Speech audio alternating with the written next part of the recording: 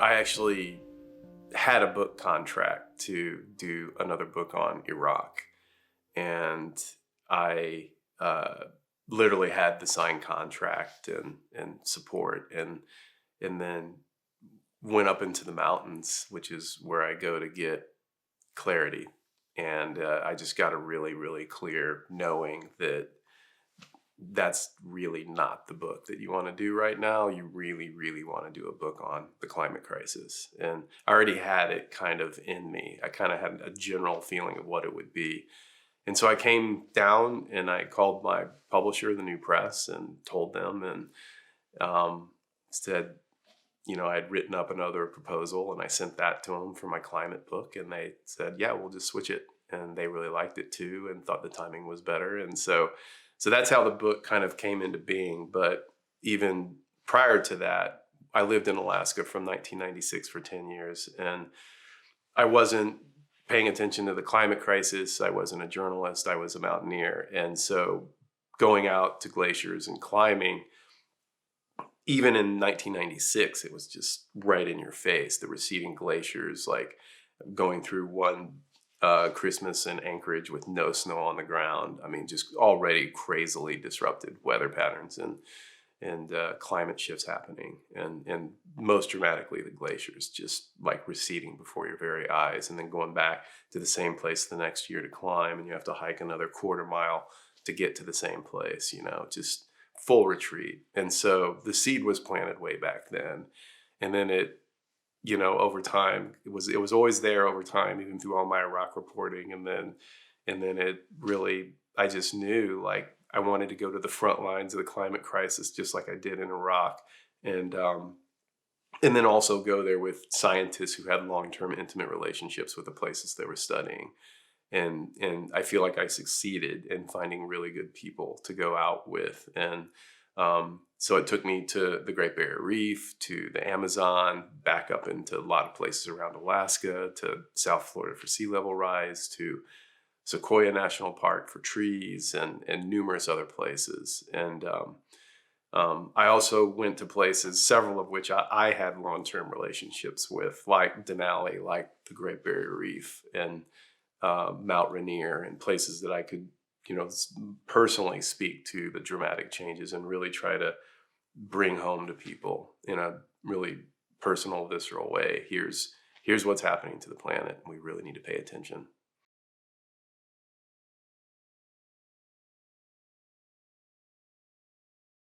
I think it's a sign of the times that we live in that we even have to talk about the crisis is whether the crisis is real or not. It's absolutely absurd. To me, it's akin to debating if gravity is real.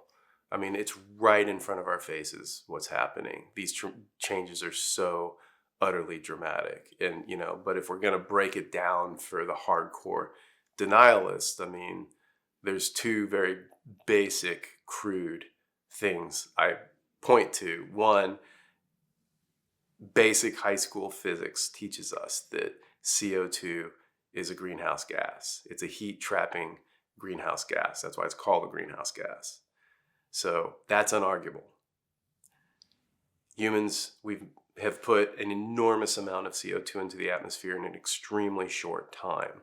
That's measurable, and that's unarguable. And that is causing it. And, anyone that denies that denies basic physics, reality, and basic science. And that is all right there for everybody to see.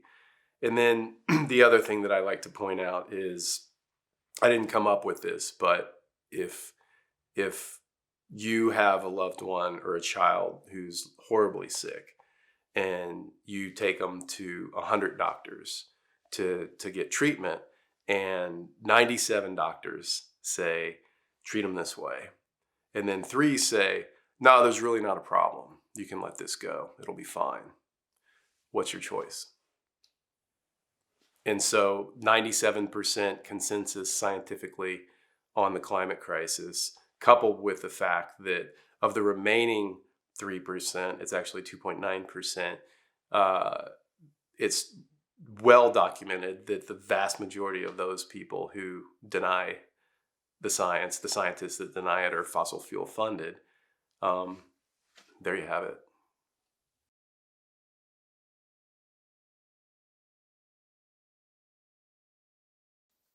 I feel extremely fortunate and privileged to have gotten to go to these frontline places because of the book. And I feel that that's this huge gift that I've gotten, and this uh, ability to go see firsthand, and not just see it, but feel it and experience that. Like, it's one thing to read about the Great Barrier Reef bleaching out, the biggest coral reef on the planet. And it's quite another to go snorkel over it with a scientist, just vast areas of completely white, bleached out coral that is going to die. I mean, as a living organism ourselves, like, you feel that in your body. Like, when you see this, it just be like watching a tortured wild animal dying in front of your face. Like, you're gonna have an emotional response to that. You're gonna feel that, if you're in touch with yourself at all. And so to go to these places and see trees dead because of chronic climate fueled drought, to see the Great Barrier Reef bleaching out, to go to Alaska and go to a place where there used to be a glacier that I used to go climbing, and walking into the valley and the glacier's completely gone, literally gone in less than 20 years, just gone. Um, that's a really emotional experience, and it's really challenging and hard. And there were many times that I wept out in the field doing the book. But I think what it afforded me is, and this is where the privilege and the luck comes in, that because of going through that with all these different aspects in all these places around the world, it kind of propelled me forward and deeper through the grief process of, like, an intensified version of it, to where, okay, I knew it intellectually before I did all that stuff, but now it's in my body. Like, I get it. It's like, okay, we are in this, and it's happening. And, you can't turn the clock back on this stuff. And it's intensifying, and it's accelerating, and we're not going to stop it. And really seeing that firsthand and getting it, and then literally having to say goodbye to places. When I went to the Great Barrier Reef, I felt like I was saying goodbye. It's like, well, I'm probably not going to fly down here again. And I know that all the science shows us it'll be gone before 2030. So saying goodbye, to this thing that, I went there back in 96 and dove and fell in love with the place and was amazed and had this life-changing experience. And then now being there for the book, saying goodbye, and that was also, it was heartbreaking and hard, but it was also a privilege, because most people are seeing these things go away, and they're not going to get to go say goodbye. And I think saying goodbye and closing that circle, just like having a funeral for a loved one, like, it's really important to do that. It's important to have celebrations of life and things like that. Just like in Iceland, where, part of the government and a lot of the people went out and had a ceremony, and left a plaque where a glacier is gone because of the climate crisis. And that's really important. And I got to do that. I got to do that a lot for a lot of places around the world. I was down in the Amazon before this horrific year of wildfires down there, and I got to go experience that.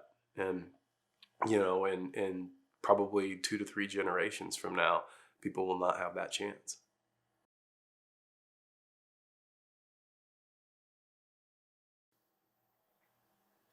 Well, can you imagine losing a really close friend or a loved one or your partner or a child and not having grief? And so why, of course you can't imagine that. And so why do we think we can watch these parts of the planet vanishing before our eyes and dying and going away and not have grief? Because we are part of the planet. We are of, from, and for the planet. And that's part of us that we're watching go away and suffer, but suffer first and die. And that should, and it does for me absolutely. I know a whole bunch of other people bring up a tremendous amount of feelings and grief and going through the grieving process and the anger and, sometimes denial. Maybe this won't have to happen, or maybe it'll last longer. Maybe this will be around longer. Is some of the bargaining phases of grief, and then the depression. Depression is a very big component of this that I've definitely struggle with and continue to, as so many climate scientists do. When you really are watching this closely on a daily basis, like it's hard. Um, and just the sadness. And I think that for me, before I could really go deeply through that process, I didn't really understand what was happening. It's like going through the grief was this gateway that if I wanted to really get further into really understanding what's happening to the planet, I wasn't going to get there unless I really let myself go through the grieving process.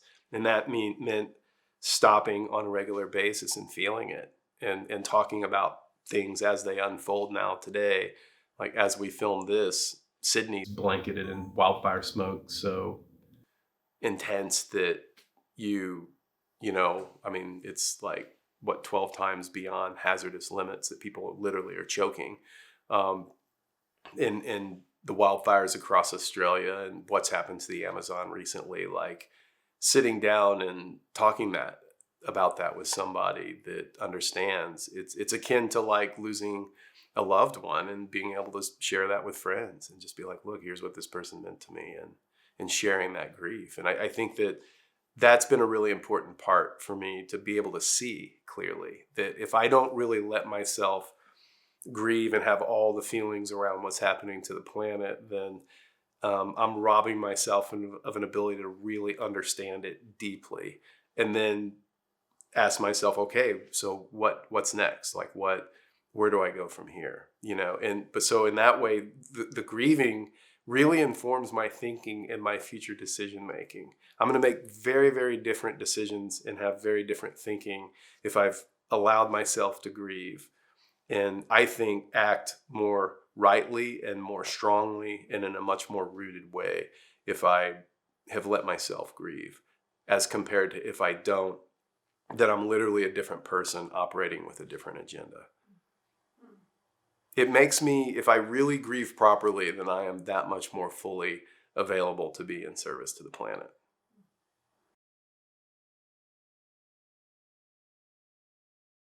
I think humanity's purpose during this time is what it's always been, from an indigenous perspective, which is we're born onto this planet with two primary obligations. First is to be good stewards of the planet, take care of the planet. And the second is to take care of future generations of all species and make decisions based on what's going to be best and take the most care of all the future generations.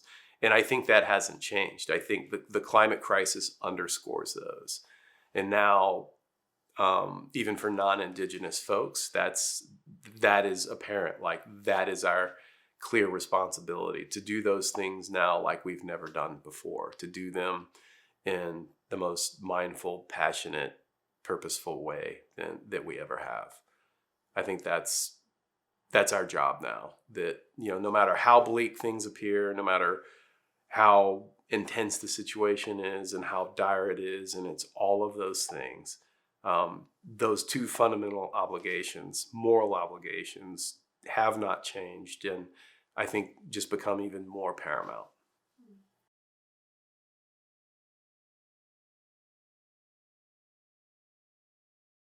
When I was working on the introduction to the book, I was in a writing residency, and I had all the data for all the chapters, just reams and reams and reams of data that I'd collected from my climate dispatches over the years, and putting it all together for the first time. And then, I was there. I had 3 months to literally write just an introduction and try to find the voice of the book against the backdrop of all of this horrific data of how fast everything was going.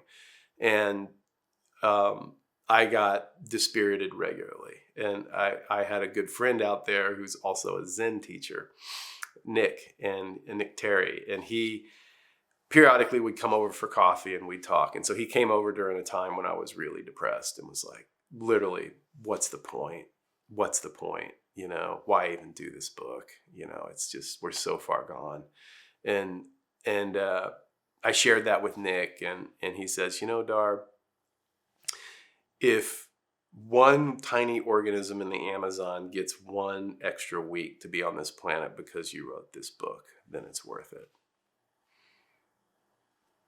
And I think that's what it boils down to. If we can do anything to help any part of life persist that much longer, and or possibly even make it through this bottleneck that's upon us, then, we absolutely have work to do. And I think that's unarguable. I think that no matter what, we can do that. No matter what, we can do work that's going to help soften things for other species as well as our own.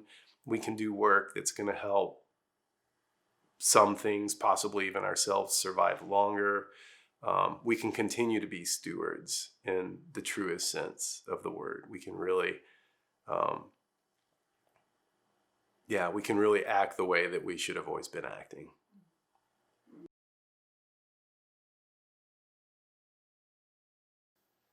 Well, I look around and I see different projects, regenerative agriculture and activists and, and a lot of important work being done. And I wouldn't say that it gives me hope, because I accept the gravity of the crisis that we're in. And I think I take issue with the word hope. I do see it as a 4-letter word for those of us who really understand what's happening clearly and what it means. And hope is, I see it as a word that externalizes our agency, for starters. Like, well, if I have, I sure hope that this works. It's like, well, I'm just like, instead of doing something today, right now, actively, like rolling up my sleeves and really doing some work for the planet, then that's kind of giving myself a pass. Oh, I hope this works, or I hope that, or I hope you do it, or I hope they do it, or I hope this person gets elected.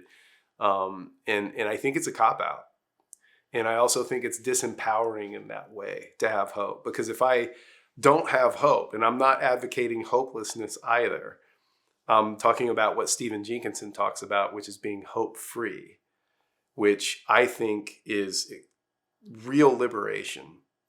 Because if I don't have hope, but I'm not hopeless, and I just look, okay, we are in an emergency, and I need to behave accordingly, then I'm gonna act very, very differently. One of the things I talk about when I have been going around giving book readings is, because I've had pushback of, oh, it's so depressing. Why do you share all this hard information? And you shouldn't talk about all that. You're going to take away people's hope. You're going to make them depressed. You're going to make them want to just give up. They're going to shut down. And so the analogy I use comes from, I used to guide on Denali, and it's a very, very serious mountain. And what if I had a team that I was responsible for as a guide, and we were up at high camp at 17,200 feet, which is a very barren, exposed place. And I get the nightly weather call on the radio from the National Weather Service, let's say. And they say, hey, look, bad news. The biggest, fiercest storm we've ever imagined is just exploded nearby, and it's coming your way. And like 200 plus knot winds, like snow, everything, like you guys are about to get just nuked, and it's coming so fast you can't descend. So, but you at least have this little tiny forewarning. So I get off that call. So do I not tell my clients? Of course I tell them. And if you're one of them, of course you'd want to know, because then there's going to be some fear, and there's going to be a lot of feelings about it, and fear of death.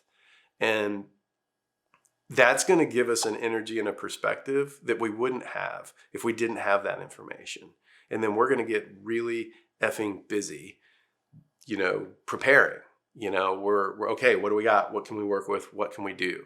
And, we're going to, double wall our snow walls. We're going to double pole our tents. We're going to see what provisions we have. And we're going to really get ready and hunker down and give it a hell of a shot to get through it, and so that would be hope-free. Like, let's just act. What can we do? It's not your responsibility. It's not someone else's. It's mine. And so what can I do? And I think each one of us has to take full responsibility for the gravity of the crisis. And not that we, personally caused it. I mean, we're all culpable, but certainly the responsibility to take action.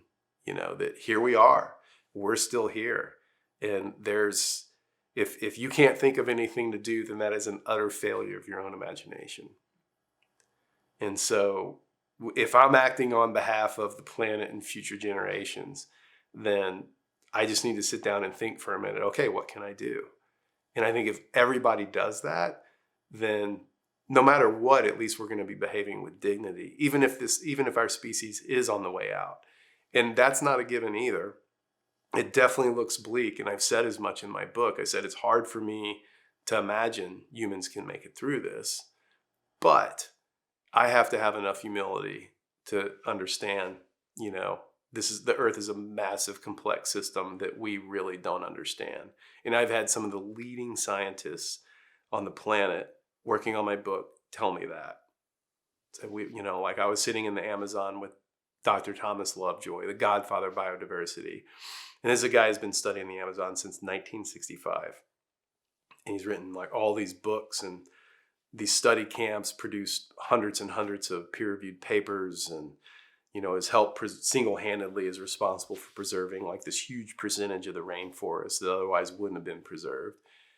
And I'm sitting there with him, and I was like, wow, we must know a whole lot about the Amazon, huh? And he's like, we don't know anything. Like, we've barely scratched the surface. So who am I to say I think I know for sure what's going to happen? Yeah, things are going to get really bleak, and a lot of people are going to be leaving the planet for sure. But who am I to say that I know for sure what's going to happen? And if I do have that hubris, which I used to, then that's the same arrogance that got us into this mess. When I talk about being hope-free as a means of being really, really liberated, truly liberated, I mean, if I let go of hope and externalizing my agency and thinking, oh, well, you're going to do this, or these people are going to fix this, it's going to be okay, or I hope this turns out okay. When I let go of all of that, then the responsibility to act and do something for the planet, that's what I'm left with. I'm just talking about my own personal experience.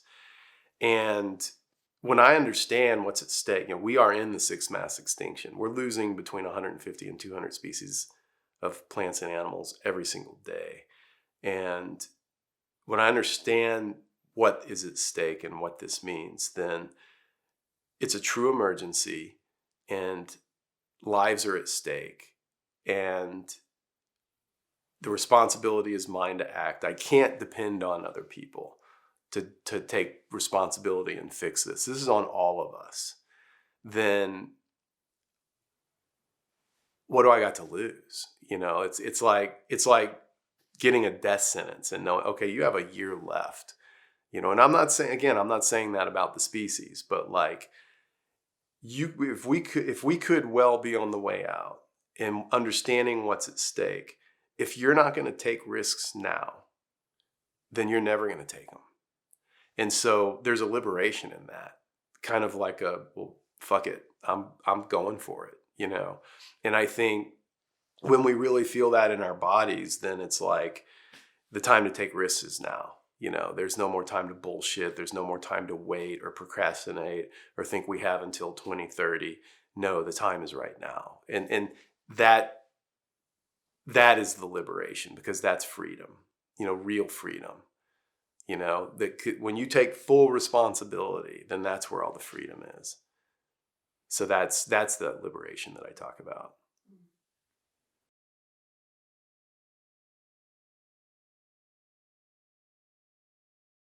Well, it's funny that even I just realized now, talking today, that I've characterized the book and described it as, oh, I went out to the front lines of the climate crisis. And what dawns on me is that that's not accurate, that we are all on the front lines of the climate crisis. It doesn't matter who you are or where you live, it's upon us and it's in the entire globe.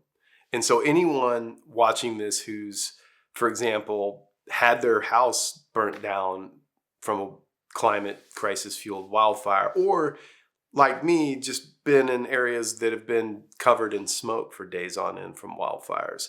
That feeling, that's a really important experience because it elicits that feeling. For me, it was like this animal fight or flight response or instinctual fight or flight response of, okay, like, and I gotta get out of here. And then you realize, like, there's where you're gonna go. It's the whole planet, and we can't leave the planet, you know. And here we are. This is it. Like, we're in it. And so what are you gonna do? You know? And so that really does, I think, force the issue of grieving and coming to terms with our own mortality. And I've been in a lot of life and death situations, from my Iraq reporting to some things during my mountaineering time. It's so that I feel lucky to have had those experiences. I think it's made me come to terms with my own mortality maybe sooner than somebody who hasn't had those experiences.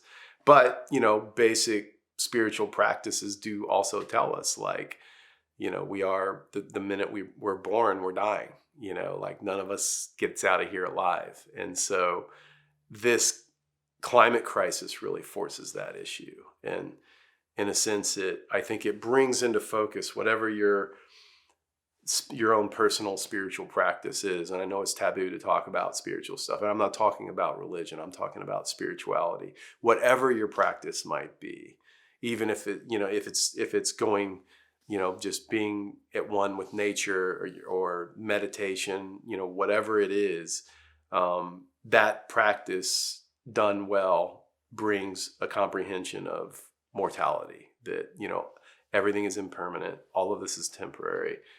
None of this is going to last. And the climate crisis is just bringing all of that into much sharper focus.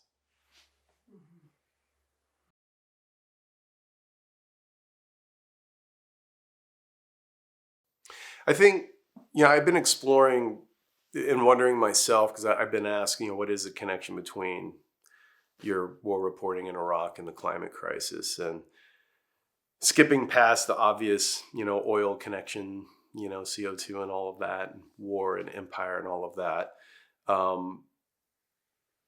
What I've realized recently is that one of the big silver linings of my time in Iraq was seeing the lengths at which power will go to maintain and expand its power.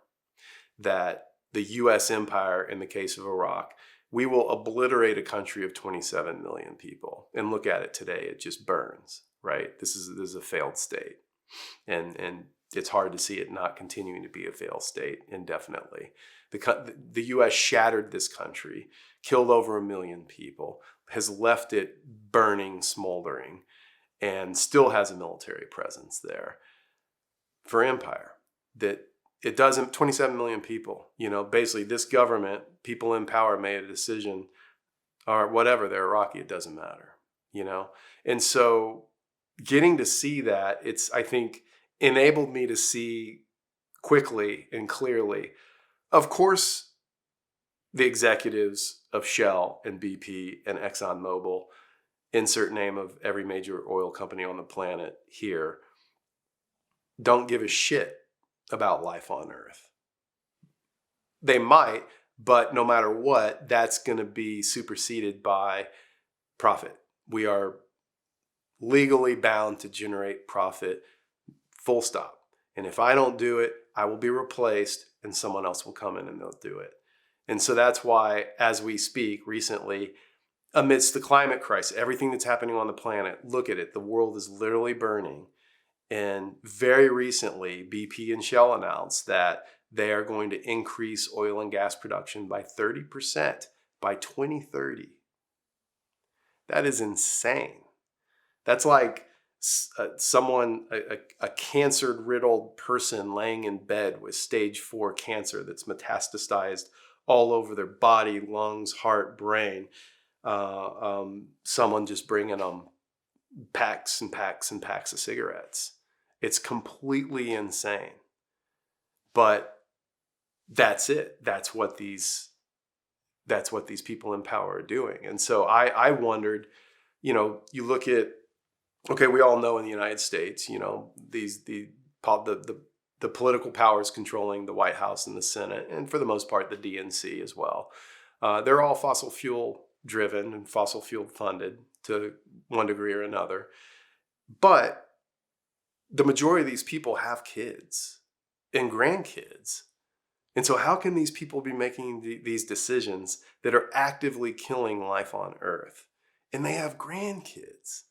I mean, they're killing their own grandkids' future, literally. And so I came across Jack Forbes, Native American scholar, who wrote a book called Columbus and Other Cannibals, in which he talks about the word Wetiko, which is a Native American word for cannibalism. And by Forbes's definition, if you have Wetiko, it's the equivalent of a psychological illness, and you're sick, and you have this thinking that you believe it's okay to take another person's life or resources for your own benefit. And that is capitalism. That is this runaway neoliberalism across the planet. And these people do think, characterized by the saying that we've all heard, oh, it's just business. That means I can do whatever the hell I want to you and then just say it's just business and that makes it okay. That's Wetiko. And we are in runaway Wetiko. That we are not already having a globally coordinated government response of akin to nasty aliens are invading the planet and want to wipe out all humans or enslave us or something. And if we don't fight for our lives, we're going to lose it all. That's where we are. That is without a doubt in my mind where we are. And instead you have people, oh, if we do this by 2030, you'll reduce emissions by 30% by 2030, or, no. Because these people with Wetiko are a danger to themselves and the planet, and they need to be treated accordingly. They're a danger to their own kids. And I think that's really important for people to see. And that's what I got to see in Iraq. That they don't give a fuck about you or me or life or their own kids. And that's what we're dealing with. And that needs to inform our decision making as well.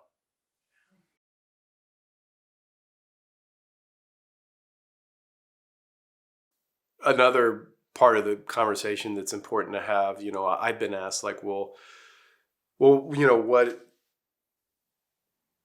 if, we're all responsible and we all need to be reducing our own individual carbon footprints and recycling and all this kind of stuff. And yes, that's true.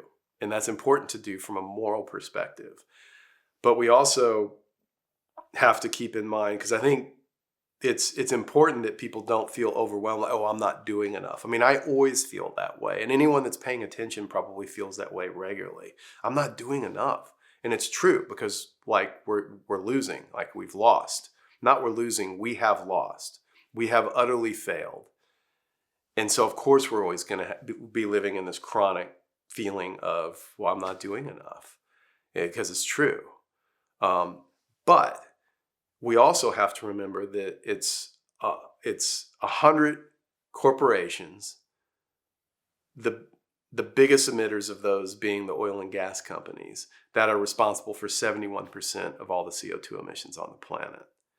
So what you and I do, it's not even hardly a drop it's the thought of a drop in the bucket, So we have to remember, if you're looking for a target, if you're looking for something to go after, to try to stop, not change. People deeply infected with Wetiko, I don't think most of them can change. Sometimes, some have, but mostly not. So they have to be stopped. And so we have to remember that just for perspective about who's really responsible for this. Yes, we're all culpable. All of us living in Western society, with a middle class lifestyle that can drive and fly in planes sometimes. I mean, we all have responsibility for sure. I absolutely do. And I take responsibility for that. But with the perspective that, that this is a global problem, and, there's actually just a handful of corporations that are largely responsible for basically 3/4 of the emissions. And I just think that's an important perspective to keep.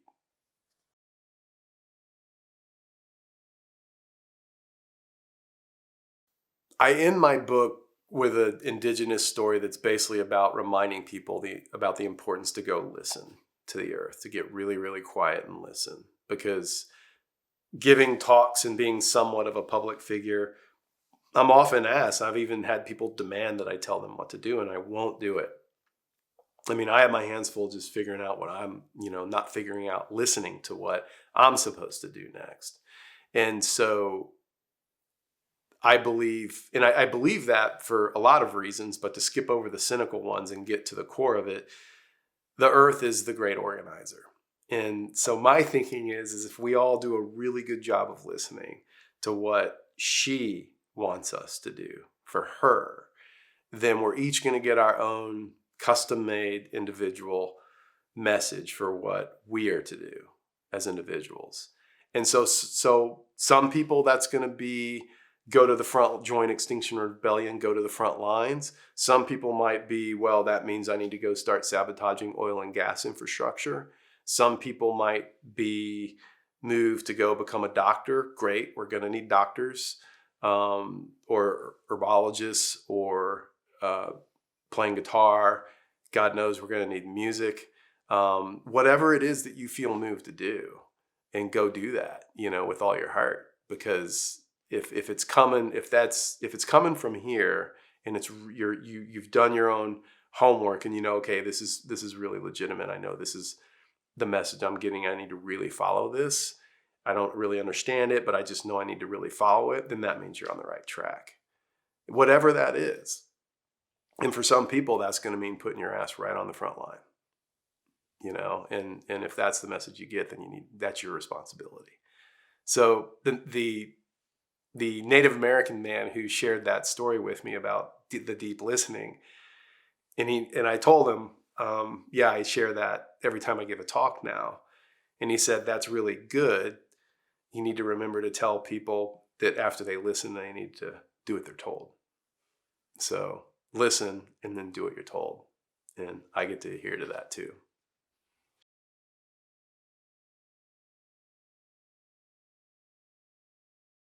It is a squirrely time that way. It's really amazing. I haven't thought about it that way, of just these overlapping paradigms and ways of being, because the old world, that, perpetual economic growth, and it's okay to just burn all these fossil fuels, and Earth's resources are for us. And that old paradigm, the dominant culture paradigm, is a dinosaur, and it's dead, and they're dying, and they're going away. And that's why there's this growing fascism, because they've got a death grip on power, and they're not going to let it go. They're doing everything they can to solidify that power. And that's why they're like blowing their dog whistles, and they're going to use violence. And it's long been said, violence is the refuge of the weak, because they're dead and they're going away, and some part of them knows it. And already there is a new paradigm, and there's a new way of thinking. And it's why I'm talking to you on this film. And it can't be stopped. It's happening. I mean, there is this awakening, and there is this evolution happening, without a doubt. I have no doubt about it. I'm experiencing it. And those two things are happening simultaneously. So it is such a mad, mad time to be on the planet, to like literally having to live in both those worlds, which, I know I'm not alone on this, that literally like to just have to go to the grocery store and buy something, knowing everything that's going on. And it's just madness, or watching what's happening politically in the United States, just utter sheer madness, living in literally these two worlds that are overlapping right now. And I think that's an important, I at least find some solace in just being cognizant of that fact, It's like, okay, yeah, you feel crazy because it is crazy. It is. I mean, it's full on. I mean, it's what is the ancient Chinese proverb, may you live in interesting times. I mean, well, we got that covered for sure. I mean, it is. It's such a it's a great time. There's so much energy on the planet, and it's a tragic time, and there's all this death happening, and then there's all this awakening in life, and new ways of being and thinking and perceiving, and as well as one of the most terrifying times ever to be alive, just looking like, wow, we're literally facing our own extinction, possibly, very possibly, and all of this happening at the same time, and I think it's important not to try to make sense of it, and just see, yeah, that's what's happening, and where it goes is where it goes, and that's another piece of the hope puzzle discussion of, another thing about hope is I think it's detrimental because a lot of people think, oh, well, I'm not going to take action if I don't have hope. Well, that essentially demands that action is going to have a positive outcome. Well, I'm not going to take action unless I know it's going to help. Well, we've never been able to control the results anyway of our actions. And so it comes down to just this Zen moral imperative of you do the right thing because it's the right thing to do, regardless of the results. The results are none of our business anyway. We can't control them. We've never been able to manipulate them. And especially with the global climate crisis, do you think you're going to actually single-handedly going to be able to determine the outcome of this? That's madness. It's like, okay, God, sorry, like that job's taken. Like you're not the benevolent creator of everything. Like you can't control, that kind of thing. So it just comes down to what is in here for me to do. And I need to go do that the best I can. It's just that simple because it's the right thing to do. And then if everyone's behaving on that, if everyone's really listening the best they can to the planet and then behaving accordingly and following those instructions and doing it the best they can, then if I was forced to say, okay, what do you have hope for? That would be my hope, that people would do that. And I have no control over that. I try to do it. And I know a lot of people that try to do that and they do it well. My hope would be that billions of people start doing that. And if billions of people started doing that, then there might be a little hope.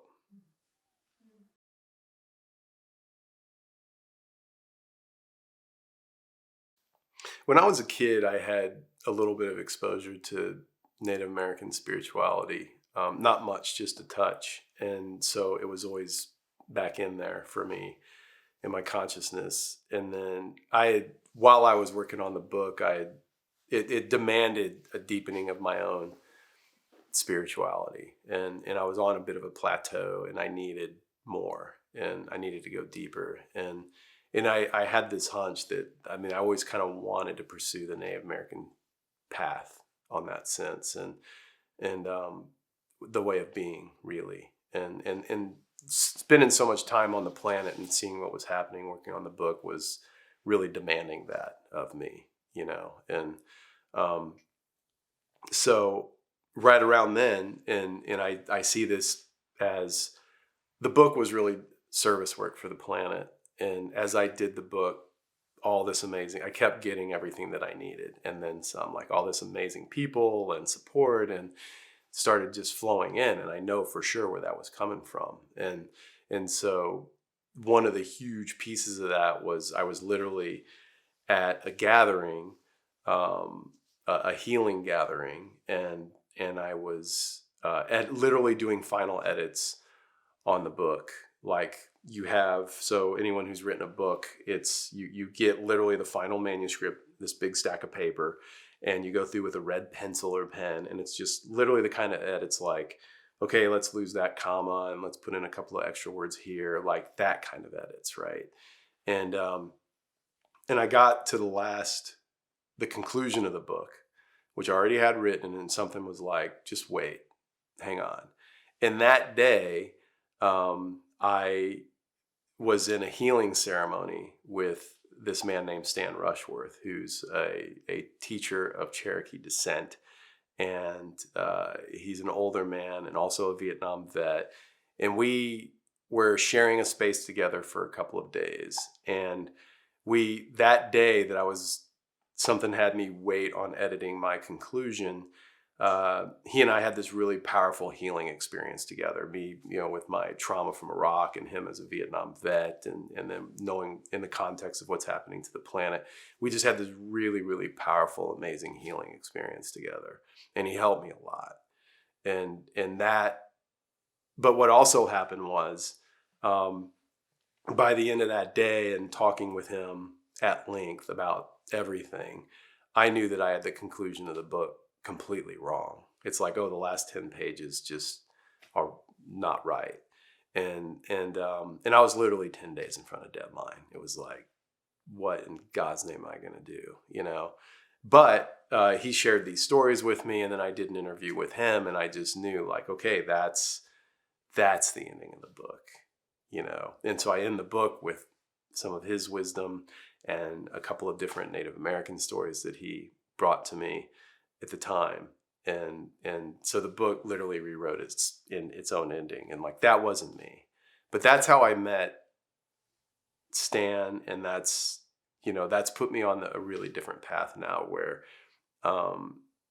incorporating increasing amounts of Native American practices and understandings into my own personal daily routine and my own life, and the way I perceive what's happening on the world. That's been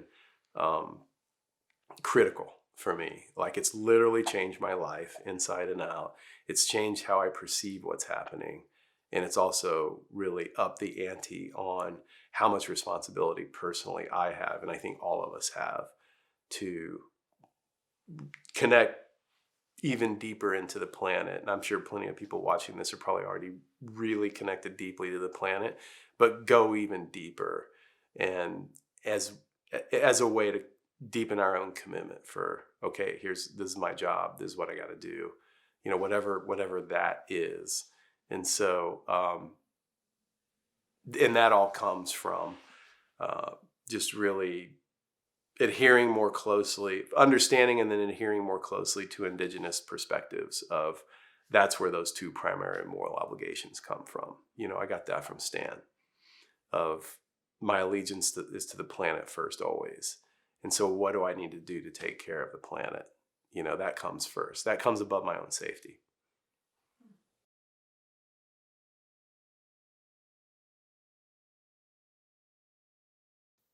I'll only talk about ceremony in broad terms.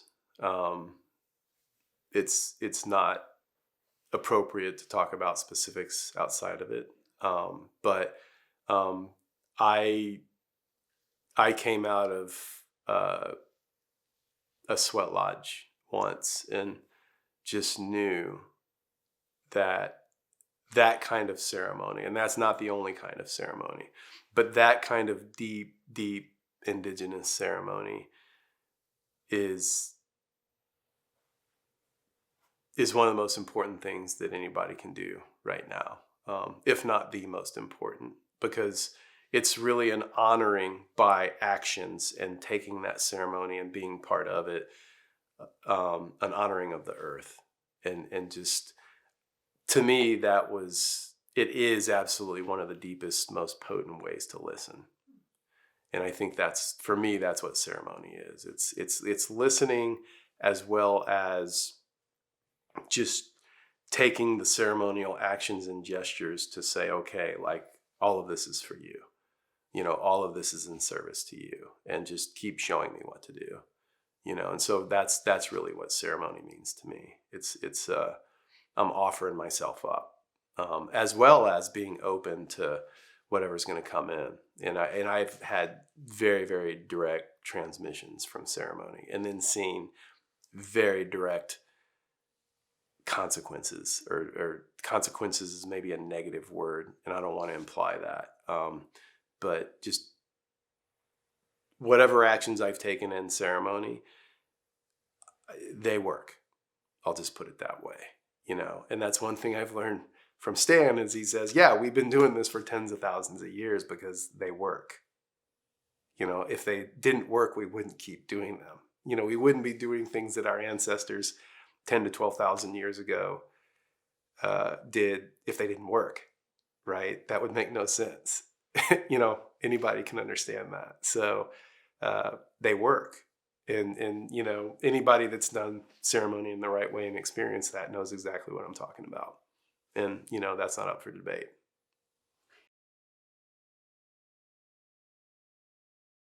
And it's funny, right?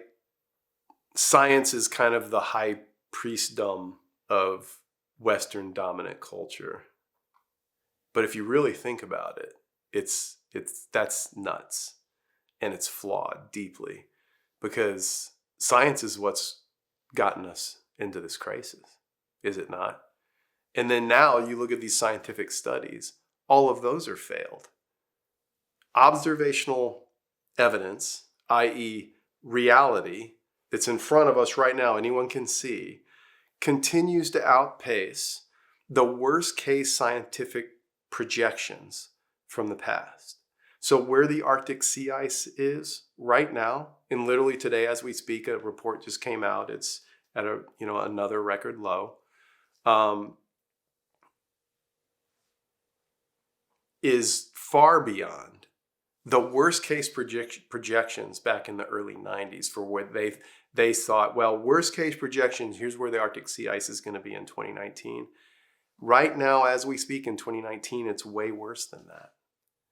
So the science is still wrong, even those trying to give evidence of what's happening to the planet, because it's peer reviewed, because it takes years and years and years for that data to come out and be published in a peer-reviewed scientific study. So it's always lagging behind. And that's held up as, like the IPCC reports are held up as the gold standard. That's what all governments except a few are using to make decisions on how to prepare for sea level rise, et cetera, et cetera, et cetera. That's the gold standard. Alongside that, indigenous ways and understandings, and it's referred to in the UN as traditional ecological knowledge, which is also flawed, is poo-pooed and just kind of given lip service. And it's called anecdotal evidence or things like this, And the reality is these are the people that have been stewards on the planet for tens of thousands of years. If we look in Australia, we can talk about over 100,000 years. And they maintained where they live and lived in harmony with it in the right way for over 100,000 years. A recent study says 120,000 years. So they have a science that works. And look at our science, and we're about to make ourselves extinct. Which one of those sciences is better? Ours has not worked. Ours. So it's funny, right? And I was sharing a presentation once with a man named Greg Castro, an Ohlone man from California. And he said he was talking about science and climate science. And he says, I was with some friends of mine who are in a tribe in Oregon, and we were on one of the major rivers there. And, there's all these scientific studies that came out and said, yes, the salmon are going away because the waters are too warm and all this. And he says, so they had these years and years and all these, however much money they spent to have these studies and tell these people that the river was changing. The people knew the river was changing back in the 60s and 70s. And you know what? They had very, very precise scientific instruments to measure it too. Right? Because when you have 7 generations of ancestry and all that experience and wisdom, and you know exactly in that place, here's what it's supposed to do, and here's when it's going to do it every season, that's accurate. And when minuscule changes happen, you notice them the second they start to change. How's Western science going to keep up with that?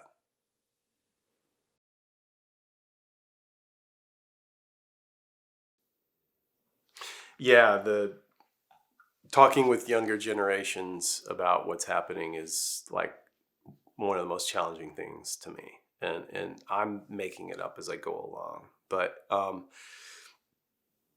I basically have had, when someone said, well, how do you talk to younger generations about this? I was like, no idea, like, and didn't want to do it, didn't know how to do it until I had to figure it out because last summer, one of my nephews came out to spend some time with me. He's 16 and his name's Levi. And he, this is not a political kid. He doesn't read the news. He's a typical 16-year-old kid that, in dominant culture that, he's just going to school and trying to survive peer pressure and all that usual stuff.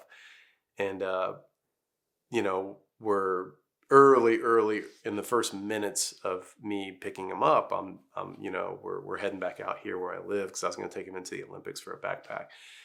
And I was like, so why are you here? Why are you here? Why did you come see me? And he just paused and he took a deep breath and he just says, I just have this feeling of imminent doom. And I just about cried. It was like, okay, he understands. Like, these younger kids get it. That's my point, is they're born into this and they just know. And they don't have to know up here, but they know. They know in their bodies. And he already knew. I just needed to give him the details. And so we went on this amazing backpack and we talked about everything. And he wanted to know everything about the climate crisis and politics. And we talked about everything. And, everything from girls to, the global collapse, right? And everything in between, And so what I learned was just to be honest because they already know. They're born into it, unlike my generation that had to figure it out. I mean, we're born into it too, but weren't aware of it. They're aware of it, right? Because they're born, it's in fifth gear now and they know it. And so they don't need to be told. And I think he needs solidarity and an ally. And so that's what I gave him. And I just was honest. And, I didn't share like some of the more horrendous statistics that I know. I don't think that was necessary, but I just let him know that like, yeah, we're in a deep crisis and it's going to get a lot worse and it's going to keep accelerating and it's going to get intense and life's going to get really, really hard for all of us. It's already hard for a massive number of people on the planet. But even those of us here in the protected West and in this little bubble where I live out here, it's going to get really hard for all of us. And there's no escaping that. And I'm here for you. And you can come back anytime and I will do anything to help. And I am working as hard as I can, doing what I do to try to help. And I know that there's millions of other people also doing that right now. That even though governments aren't behaving responsibly, that millions of us are, tens of millions of us already are. And we're working really, really hard. And we don't know how this is going to end. We know it's going to get really, really difficult, much more. And there's going to be a lot of loss. But we're going to go through it together. And so that's what I told him. He just took it in stride. I mean, I was just like filling in the blanks for him. He already had the outline. And so he just kind of took it in stride and was like, yeah, okay, thank you. Just matter of fact about it, really. And it was a relief. I mean, I think it probably felt like a big breath for him. It was like, okay, I've been heard.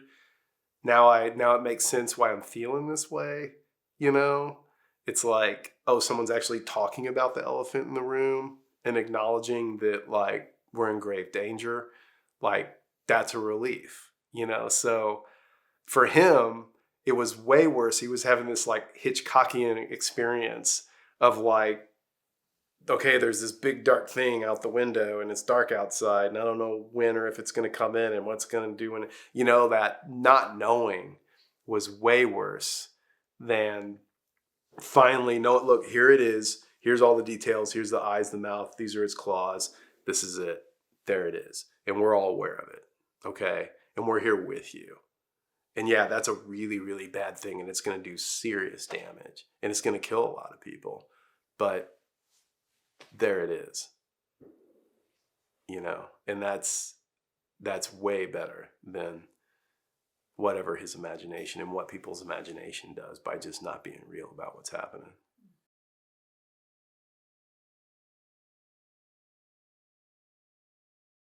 Because none of us,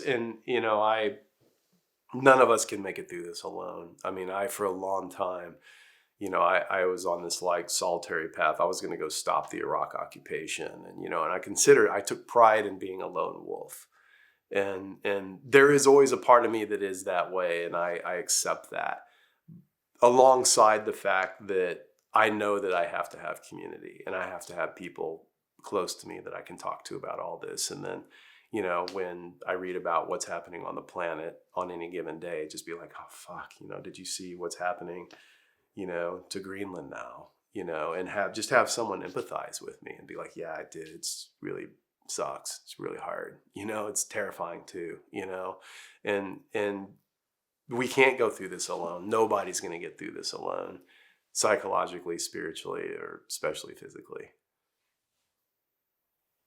Yeah, I think definitely a silver lining to the crisis is it's forcing us to be together, with each other, with other humans, with other species, and with the rest of the planet, with everything, with trees, with, insects. I mean, now, like, knowing how the crisis of the loss of insects and biodiversity and birds and everything, it's like when I see birds, I'm grateful. When it rains, every time it rains now, I'm grateful. Oh, thank you. It's raining. Good water. Because so much of the world now doesn't have enough water, and and then grateful just every time I find someone else that I can really be real with and talk about this with, and that's the strength that comes from having community and having the relationships with other people, which are the right kind of relationships. And it's what we've always been hungry for anyway. And I think what I have often talked about is that the core cause of the climate crisis is industrialized humans' disconnection from the planet. And when I say disconnection from the planet, that includes each other, because we're all from the planet. Like the fundamental disconnect that runaway corporate capitalism foments is this atomization and this isolation from each other and inherently from ourselves. That if you're completely isolated and experiencing everything in a vacuum, like that's not, humans are not meant to be alone. Like, we are pack animals. And so you can be a wolf, but a big part of being a wolf or a lone wolf is, you're still part of a pack. And you can go off and do your own thing for a while, but you're still part of a pack. And this crisis is commanding that now, that, like any crisis would, is like, look, if you have any hope of getting through this, or even just if we are on the way out, just going through it the right way, are you going to die a good death? It's then you're not gonna. Nobody wants to die alone. The dream is that we're all going to die peacefully on a bed surrounded by our loved ones, right? And so probably best to live that way too.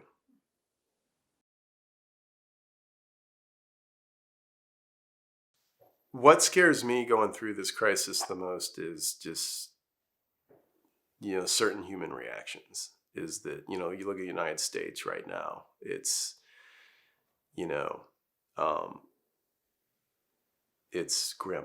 And, the violence and the racism and the separateness and the promotion of those ideologies is let loose and encouraged and worsening by the day. The fact that you've got, a human sitting in the office of presidency who's essentially has the psychological development of maybe a 1-year-old on a good day, that literally can't finish a sentence, literally, um, and has done all the egregious things that we know, and yet commands undying, unchanging support of 1/3 of the population of the country. Well, Hitler had support from 1/3 of the country. He had 31%. That's what Trump has, 31, 33%, something like that. That's scary. That worries me. That these people, that when food stops making it to grocery stores, or when economic collapse happens and people can't afford that food, what are those people going to do? That's what worries me, and that's happening everywhere around the planet, not everywhere around the planet, but look at Brazil, look at certain European countries. It's spreading, and that kind of fascism is spreading, and that's like this fearful, panicked response to the crisis that's happening alongside regenerative agriculture and community building, and people really getting like, no, we need to tap into the earth and protect it and work together and not be violent and really practice what we preach, But it's so that's what scares me, is that the powers that be are going to maintain their death grip on power to the end. They're going to drill everything they can drill. They're going to take everything they can take. I had this intuition, like after Trump took office. I've not under any illusions. This country's never been a democracy. It's built on genocide and slavery. Let's be real clear about what this country's about. It's an empire. Empires do as empires do. And especially seeing what I saw in Iraq, like I'm not under any illusions. These people will go to any lengths. I mean that literally, and they are right now. But when Trump came into power, it's like, okay, now they're going to put this, whatever it is, I don't want to call it a baboon because that would be really demeaning to baboons. This sick entity in power that they could just pull the strings on and then do what they will to the planet. I have a friend of mine who's a park ranger at Olympic, and she's been working for the earth her whole life. And I remember election night, she told me, she's like, yeah, I hugged the toilet all night. I had just like this physical, visceral reaction. And I know several other women that have had that experience. And she and I went up to this ridge that we like in Olympic National Park, Kalahari Ridge, and we camped and just talked and could breathe and look at the mountains and get our feet back on the ground. And then that next morning I went and I sat beside camp and I looked. It had this great view of Mount Olympus and, the snow and the glaciers. And I just had my journal and I was journaling, and it just came to me. It's like, this is now this is when they take everything. And we know in the US there's just been this like unregulated capitalism going since Reagan released, the wolves. And I don't mean real wolves, I mean human wolves. But now, like, they know the jig is up. They know that they're a dinosaur. They know that their way of doing things is over. And they have very finite time. And now they're just going to run around and gobble everything up, And, so like when I was in Iraq and there's crisis, most people behaved well. Like crisis, and you see it in natural disasters here in the States. Most people go out and try to help other people, right? It brings out the best in humanity. But there's always a smaller percentage that are going to they have license. They think it gives them license to rape and pillage and loot and just be barbarians, basically, and they get into the fear and like, well, I better go get mine. Otherwise I'm not going to have enough, and that's what these people are. And when people are locked into that mindset, they'll do anything. And that's what really that's what scares me.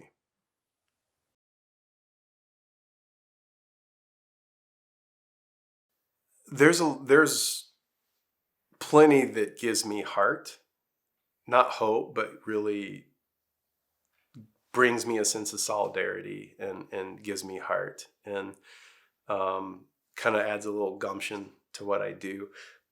This very dramatic increase in like this, we are desperate as in Western dominant culture, that even on the left, people understand, like indigenous people, we need that. They're the leaders. We need to listen to every word they say. We need to follow them. They already know. They've already survived a 90% genocide by the most powerful country on the planet, and they're still here. So maybe they have a thing or two to teach us about how we might make it through this. And the growing awareness of that really gives me heart. And then seeing people acting on it, seeing people like pulling out of jobs. I'm going to go become a farmer, or completely shelving everything and taking real risk. Like, now I'm going to go follow my heart. I know a guy an Australian man, really was aware of what was going on, and then had that experience that so many of us go through, myself included, when it really comes together and you really get like, oh, okay, we're off the cliff and we got nothing to lose now. And we need to just, what am I going to do with my life kind of thing? Kind of like it'd be akin to like getting the stage 4 cancer prognosis. Like, oh, this changes. This really, yeah. I need to look at things really differently. And so this guy sold his house and is making a documentary, just about the climate crisis. And so he came and talked to me, and he's talked to other people. And he's like, I don't know where it's going to go. I don't know where I'm going to put it. I have no idea how to distribute it, whatever. It doesn't matter. He's just doing it. That's what he felt really, really called to do. He was in this big silent meditation retreat, and that's what came to him. And that's what he went and did. And that is the example of what happens when you really listen and when you really follow it, Yeah, when I talk about listening to the earth, to find out what to do, to be told from the earth, like what to do, there's the cliche, follow your heart, but it's really true. And it's listening with this. It's not thinking. It's not trying to figure something out, which God knows I've been the worst at doing that. It's really just, it's this non-dominant culture way and it requires a lot of humility, and surrender of just like, okay, what's coming up in here? Most of us have had jobs that we've had to take because we needed the money, but we hated the job, hated it. And a lot of people still do that. And that, like, when you're in that, just like, when you're in a bad relationship, some part of you always knows.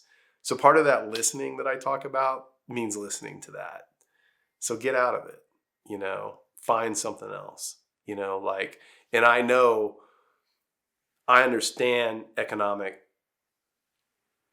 restraints, and I understand that the majority of the people in the world don't have a choice and are just literally like, how can I feed my kids?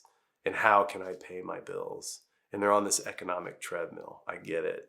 And that's where community is going to come in, where how can we take care of these people? How can we work together?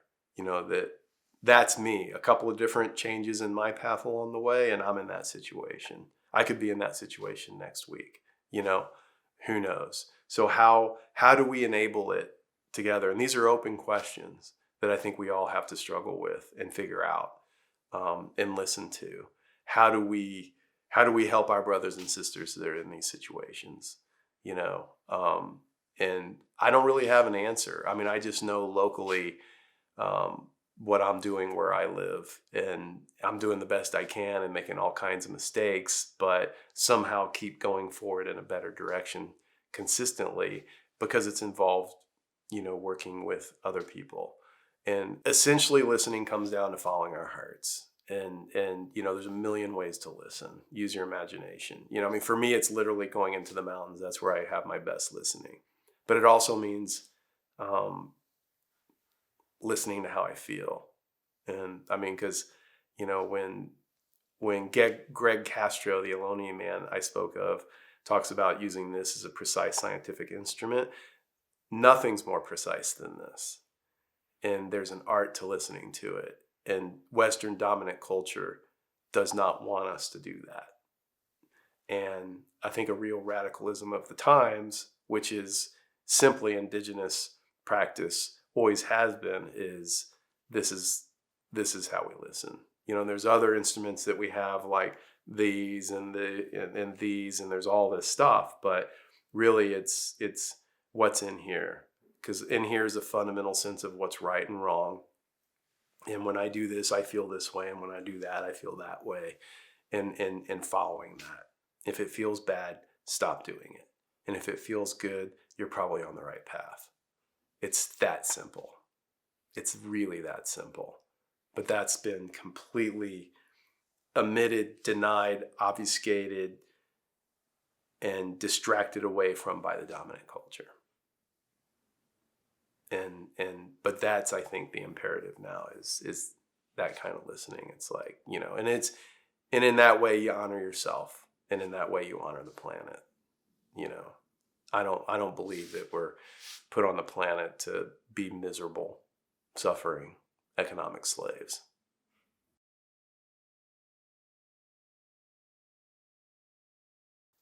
Yeah, I mean, I think when you boil it down, at the risk of being very black and white, I think, though, when you boil down this crisis, it forces us to make a choice of, do you want a living planet or not? Do you want to behave and live your life and act as if and towards having a living planet? And it's my responsibility to be a steward of this planet and future generations. Or are you going to be selfish, self-consumed, in fear, I got to get mine, I need money, et cetera, et cetera, et cetera? I mean, it really does boil down to that, because we all know when we're doing something that's not right. I mean, we all have a conscience. Well, most of us. Most of us have consciences, functioning consciences. And we have to follow. It comes down to, are you going to follow that or not? So what kind of person you're going to be? That's what it's going to come down to, is what kind of person you're going to be. No matter what happens, no matter how this turns out, it's going to come down to what kind of person you're going to be. It's like on the Titanic, where we're going down. It looks bad. It doesn't look like there's going to be any survivors. We don't know that for sure, but it does not look good. So do you help the women and the children onto the boats first, and the elderly, and maybe anybody with disabilities? Are you going to be the person that helps them? Or are you going to just rape and pillage and, go out like a barbarian, or run into the bar and just drink and pretend like it's not happening? Because you look out on the world now and you see all those people. So, who are you going to be? It comes down to that. Who are you going to be right now? Well, what's next for you? Who are you going to be? Well, fortunately, I am extremely lucky to get to work with Stan Rushworth as a co-author on a book about indigenous response to the climate crisis, because I feel like that is what we need. Is these people need their voices amplified, and they need to be supported, and they need to be made amends to by the dominant culture. And we need to acknowledge the genocide, and we need to start laying a real foundation. That healing has to happen, not just with them and what was done to them, but the perpetrators also. The healing's on both sides. That has to happen, and nothing happens until we have that foundation. Otherwise, we just have a continuance of this lie, this pretend that this is a great country. This is a savage empire built upon genocide and slavery.